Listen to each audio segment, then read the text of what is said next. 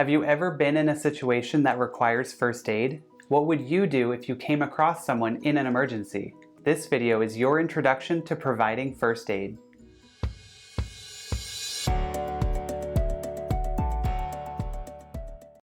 Hey everyone, my name is Dr. Dersnah. Emergencies can happen at any time, anywhere, so it's important to be able to recognize them and have some basic first aid skills to help those in need, because providing any first aid to someone while waiting for trained medical professionals to arrive could be the difference between life and death. While you're watching, make sure to like, subscribe, and comment.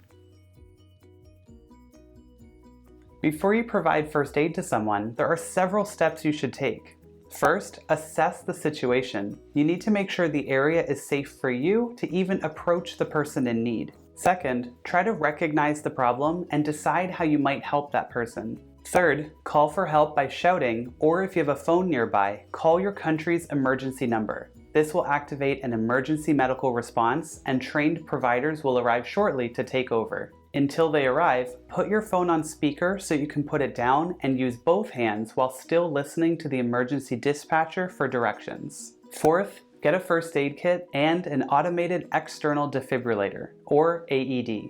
An AED is a device that can analyze a person's heart rhythm to determine if they need an electric shock to restore it back to normal. Fifth, determine if the person is responsive or unresponsive. Tap their shoulders and ask them if they're okay. They're responsive if they can move, speak, or blink when you talk to them. If they only groan or moan or do nothing, then they're unresponsive.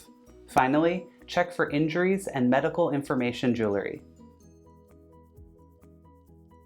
Even in an emergency, if someone is responsive, you must get their consent to help them. So, ask if you can help, and if they say no, then call emergency medical personnel and simply stay with them in case they change their mind or become unresponsive.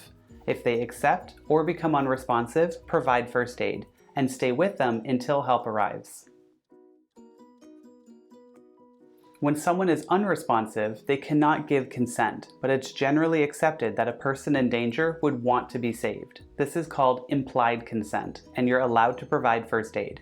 As always, stay with them until medical personnel arrive. If you're interested in becoming certified in providing first aid, check out the Red Cross website below or look into other official organizations in your area. Thanks for watching. Now hit that subscribe button and like the video. Then check out this other video to keep learning.